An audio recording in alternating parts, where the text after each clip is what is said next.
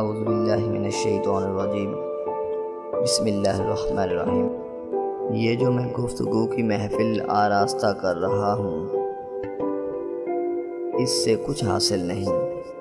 جو کچھ دل کی گہرائی میں ہے اس کا باہر آنا ممکن نہیں۔ اگرچہ میں سینکڑوں نکتے واضح طور پر بیان کر چکا ہوں، مگر میرے ذہن میں ایک اور نکتہ ہے جو لکھنے میں نہیں آ سکتا۔ اگر میں وہ بیان کرتا ہوں تو وہ اور بھی پیچیدہ ہو جائے گا، میرے الفاظ اور آواز اسے پہلے سے بھی زیادہ پوشیدہ کر دیں گے۔